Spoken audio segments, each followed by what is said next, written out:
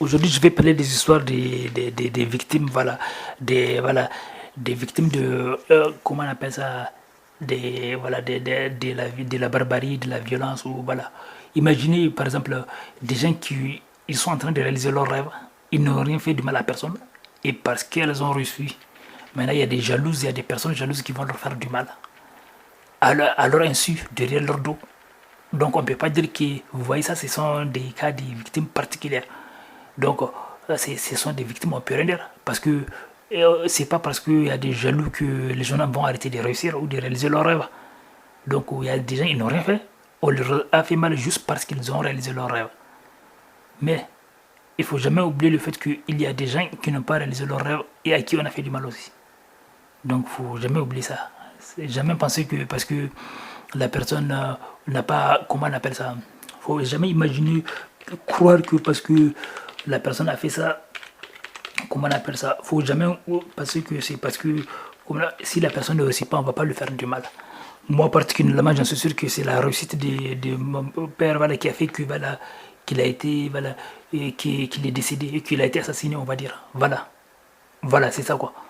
Donc ce qui fait que voilà, c'est sa réussite. Et du coup, il y a des jaloux. Et pourtant, ça ne va pas m'empêcher de rêver, de continuer à rêver, de réaliser mes rêves. Mais une chose est sûre que certaines morts mystérieuses, on sait qu'elles sont dues. Certaines morts mystérieuses sont dues, voilà, à la jalousie, à la méchanceté. Mais le truc, c'est que même si vous n'avez pas... Moi, aujourd'hui, j'ai parlé de l'histoire de mon père parce que c'est l'histoire de mon père, je raconte, parce que voilà, il a été victime, il n'a rien fait de mal à la personne, et juste parce qu'il a réalisé ses rêves, donc des jaloux, voilà, on fait. Donc, ce qui fait que...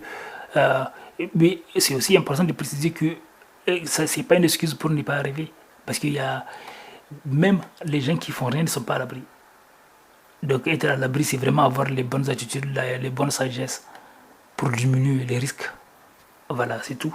Pour diminuer les risques, mais comment on appelle ça et plus on se rapproche des gens qui ont des connaissances pour soutenir les victimes, des associations, des gens qui ont de l'expérience, et plus c'est bien. Et puis on rencontre des gens qui ont un cœur, des gens sympathiques, voilà, discuter avec des gens sympathiques, voilà.